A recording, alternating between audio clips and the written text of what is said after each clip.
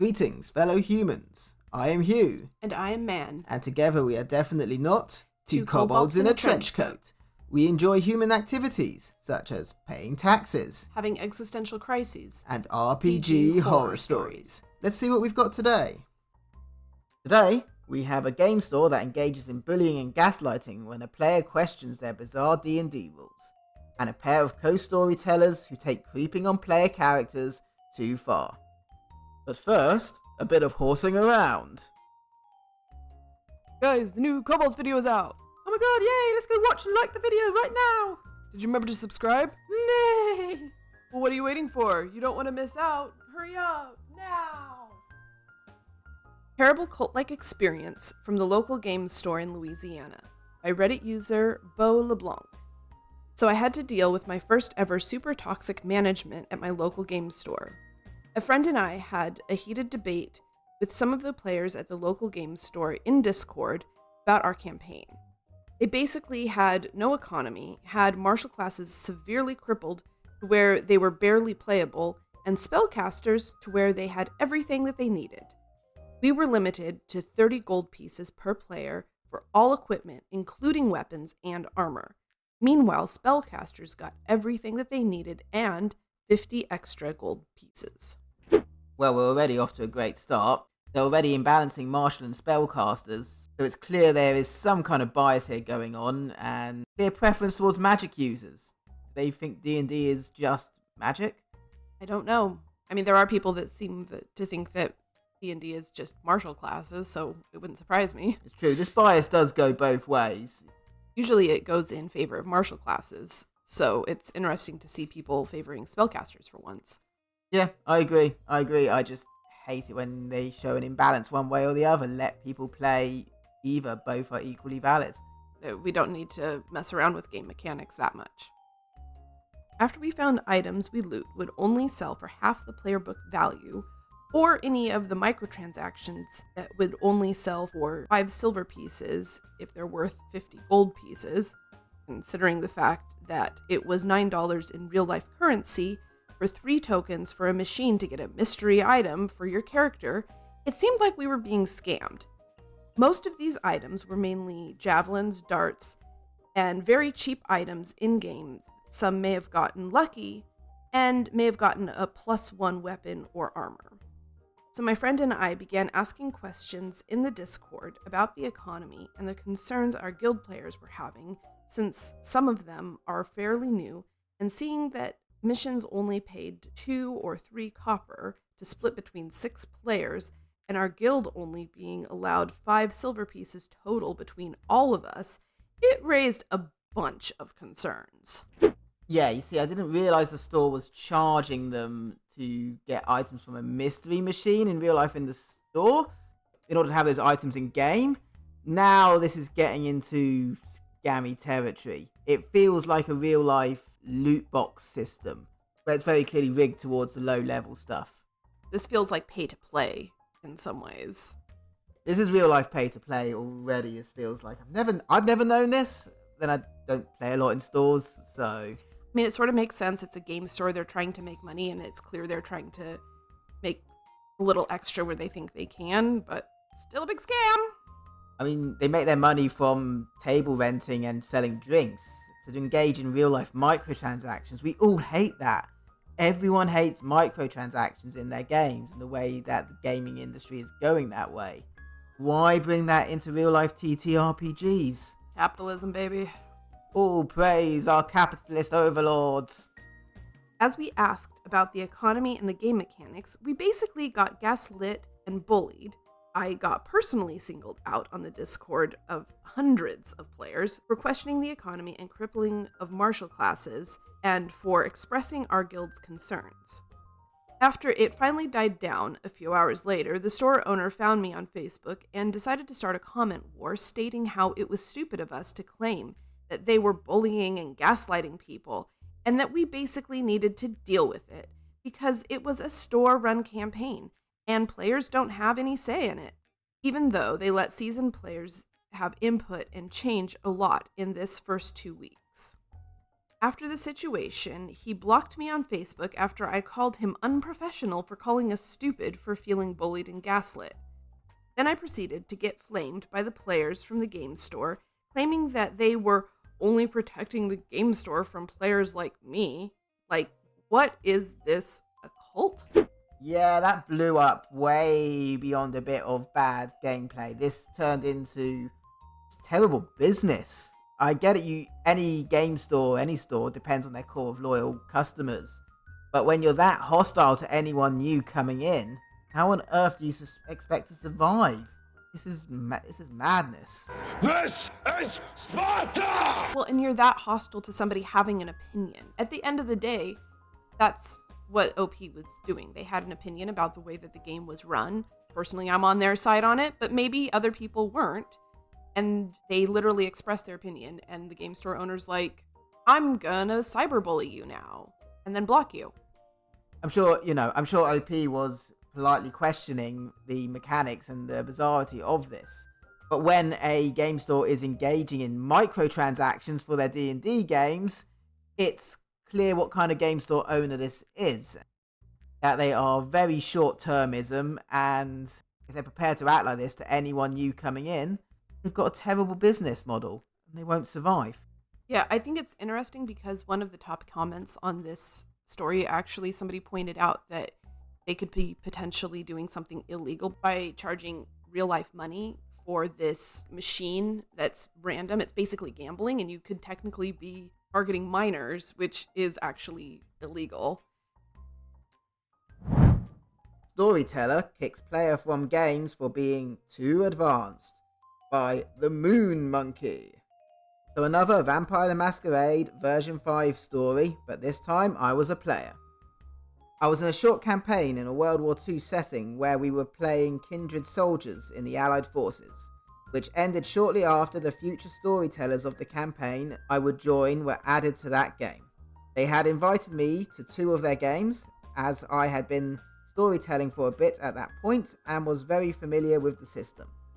They were a few sessions in, but my character was a Banu Hakim in the police force, so he was easy to introduce. They co-ST'd where one would be the main in one and a PC-ST-PC combo in the other. They were also a couple. That sounds complicated. It sounds like you just got invited to join a freeway. It's true. Something tells me that's kind of what it was. Vampire unicorn hunting. Things started fine. The story had a through line to follow, but there was room to do things that weren't main plot related. However, the coterie was a bit messy, as there wasn't a real session 0 even before I entered. So they decided to do a soft reboot where we had the ability to swap in a new character, and for ease I said I would roll up a new one and use my Banu as a backup. I then rolled a Hecate who was dominated by his sire to not have access to information not made available to those in an Old Norse village, and gave full context of why his sire did it and who his sire was as a person. In their other game, I had made a Bluebeard Gangrel, who died, and then an abrasive La Sombra.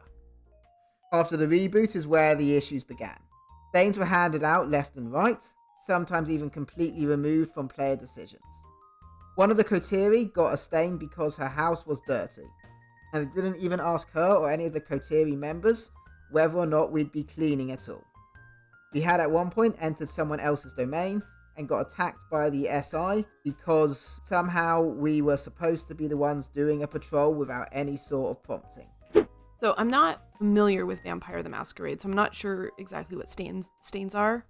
It's kind of like a punishment system. You have a humanity level and you get stains when you kill humans, kill mortals, and it determines how remorseful you might feel and how guilty you might feel, and you have to do a remorse test. Okay. So what is this, the military or something?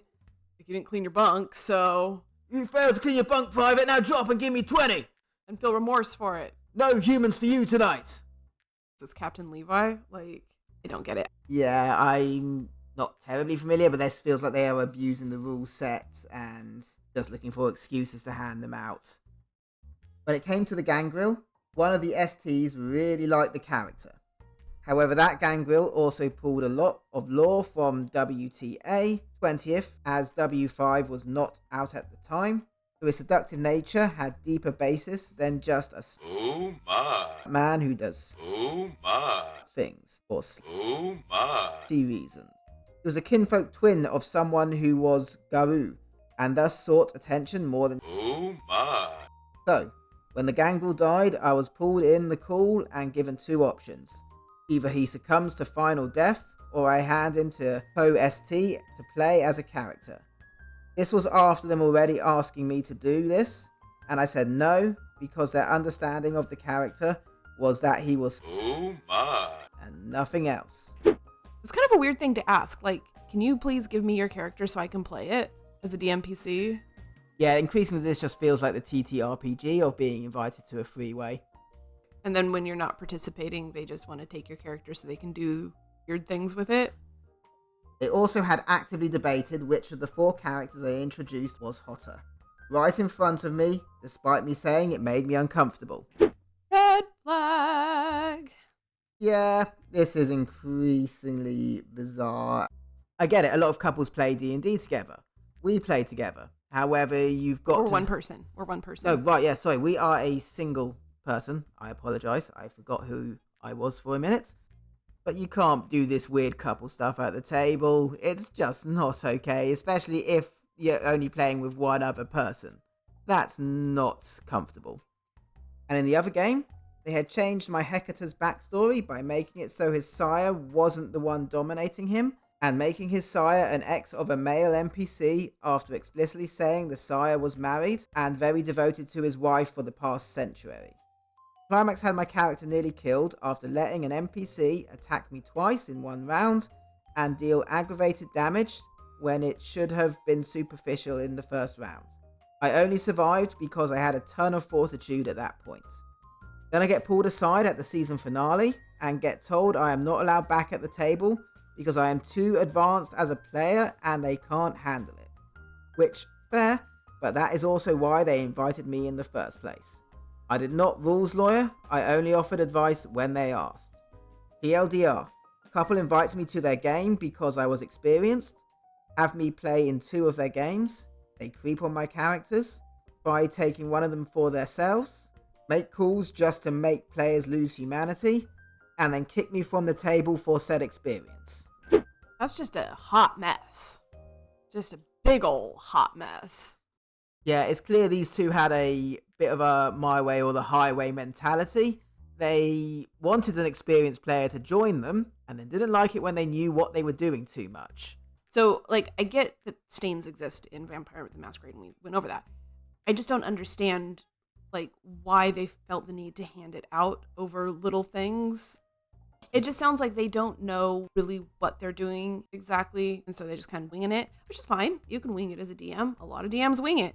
But there's nothing wrong with your players being like, I'm not sure about that. That's kind of weird. Or saying no when you ask for something you shouldn't ask for.